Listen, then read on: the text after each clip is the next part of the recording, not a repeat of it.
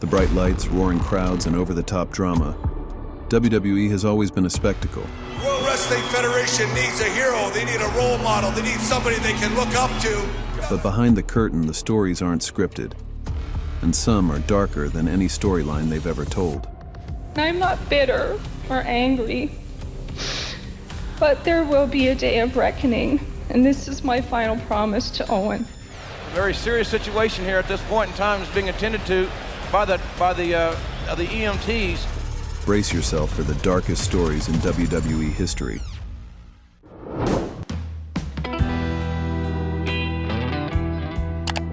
Some moments are so dark they don't just stain a career. They shake an entire industry, and what happened with Chris Benoit in June 2007 did just that. A man once hailed as one of the most technically gifted wrestlers on the planet, a workhorse, a family man, at least in public. But over one weekend, something horrific unfolded in his Georgia home. Benoit murdered his wife Nancy, his 7-year-old son Daniel, and then took his own life. Chris appeared to be drinking large quantities of alcohol just days before his death. According to the police report, there were many empty beer cans found at the crime scene, and a partially empty bottle of wine was found near his body. For fans, it was whiplash. Just days earlier, he'd missed a pay-per-view and word spread something was wrong. And what's his name? Chris Benoit. It's spelled B-E-N-O-I-T. Okay, and he's a wrestler? Yes, what happened, he's a very religious gentleman, and yesterday he was supposed to show up at a pay-per-view and never got on the plane, never showed up. They tried to reach his wife, Nancy. She doesn't answer. They tried to call his house. It's out of character for him.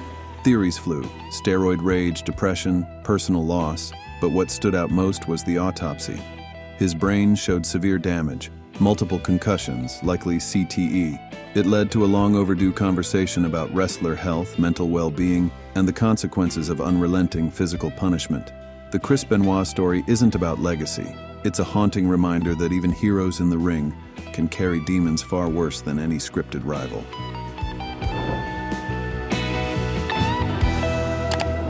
Picture it, Kansas City, May 1999. WWE's Over the Edge pay-per-view is in full swing. Fans are hyped. Suddenly something goes wrong, horribly wrong. Owen Hart, performing as the goofy Blue Blazer, was meant to make a superhero-style descent into the ring from the rafters above. It wasn't his first stunt, but this time, the harness gave way. In front of a live crowd, Owen fell 78 feet. No camera showed the fall, and commentary quickly cut to confusion. A very serious situation here at this point in time is being attended to by the EMTs. But backstage, chaos. Medics rushed in, the crowd was silent, and minutes later, Jim Ross confirmed the unthinkable. Owen Hart was dead at just 34 years old. What stung even more was WWE's decision to keep the show going. For many fans, that moment marked a turning point, a realization that sometimes the show really shouldn't go on. I'm not bitter or angry, but there will be a day of reckoning, and this is my final promise to Owen. Owen was known as one of the kindest guys in the locker room, a family man, a prankster, a man who didn't want to do that stunt in the first place. His widow, Martha, has fought tirelessly to keep his name alive, outside WWE.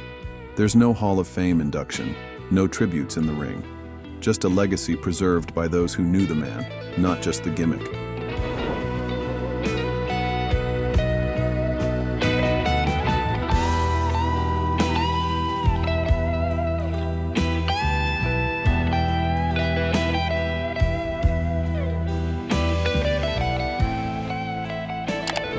In the late 80s, Bruiser Brody was a legend among brawlers. Wild, intense, unpredictable. He wasn't your polished WWF superstar, but step into a ring with him, and you knew you were in for a war. I don't know about the other professional wrestlers. I only know about Bruiser Brody.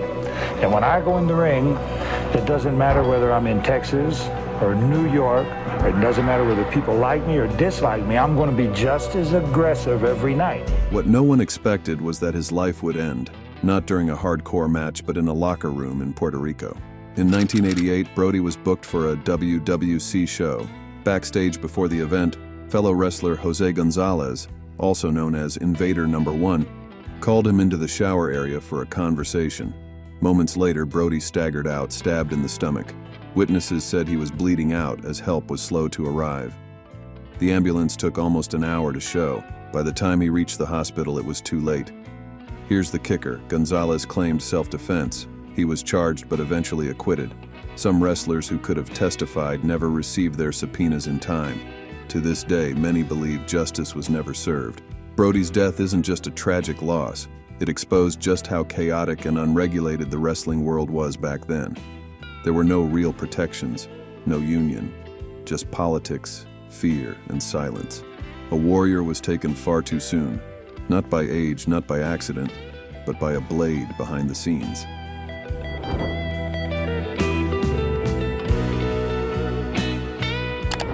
You know that moment when you realize the line between fiction and reality just vanished? That's what happened at Survivor Series 1997 in Montreal. Bret, the Hitman Hart, WWE champion, was on his way out to WCW. He didn't want to lose the title to Shawn Michaels in his home country. Not that night, not in Canada. World Wrestling Federation needs a hero. They need a role model. They need somebody they can look up to. Vince McMahon agreed, or so Bret thought. During the match, Michaels locked in the sharpshooter, Bret's own move, and before he could even reverse it, the bell rang. Vince called it, Bret never tapped. The Screwjob was in motion. The reaction? Instant. Bret spat on Vince in the ring, later punched him out backstage and left WWE bitter and betrayed. Fans felt it too. It wasn't just a storyline gone wrong, it was real-life corporate backstabbing caught live. The incident shattered trust. For years, Bret and Vince didn't speak. It took over a decade for reconciliation. And even then, the scars were obvious. I had enough sense to paint WCW backwards so that you could read it on TV. Bret did the WCW for the fans there in Montreal. This wasn't just a bad finish.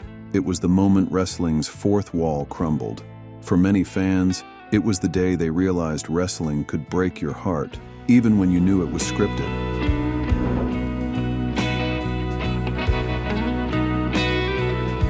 Wrestling may be entertainment, but these stories remind us that reality can be far more devastating than fiction. Some wounds never heal, and some truths will forever cast shadows over the ring. Which of these moments shocked you the most? And do you think the WWE has ever truly recovered? If you want more stories that pull back the curtain on the world of wrestling, don't forget to like, share, and subscribe. Thank you for watching.